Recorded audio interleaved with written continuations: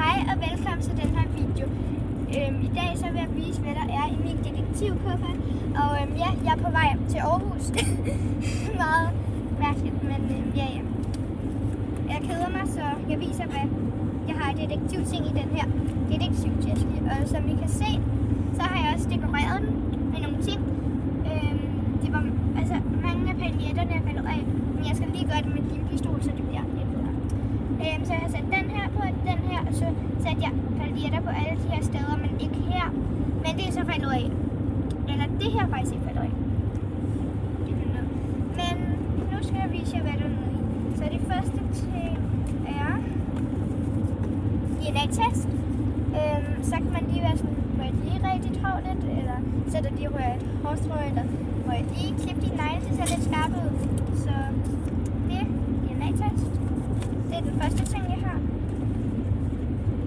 Så det var altså lige et system, det er sådan der. Så har jeg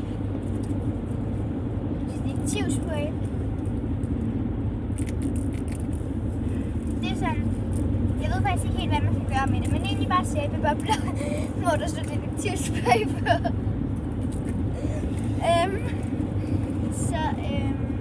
Ja.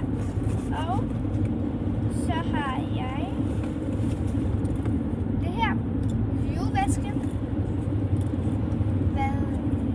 Ja, det var bare lige noget der. Flyvevæske, så kan man sprøjte dem ud i luften, og så kan man se, om folk flyver. Jeg er heller ikke helt fundet på endnu. Så er der sådan noget mere, så man kan lave fingeraftryk. Og så er der noget snor, som man kan lave fælder i eller noget. Så er der 2 spisepinde til at give et stik med en DNA-test. Og så er der... jeg fik lidt stik af den der ting der. Så er der nogle handsker, som man kan tage på, så man ikke selv får alt muligt mel på fingrene. Så var det det, eller... Nej, det er overhovedet ikke det. Der var vist lige... Var der en til af de her... Der var en til at... Nej, det var der faktisk ikke. Det var bare den samme. Til handske og... Der, godt. Fingeraftryk. Det var, man tager med på den her. Så er det, man sætter sit fingeraftryk, så der ikke kommer med på bordet. Så er der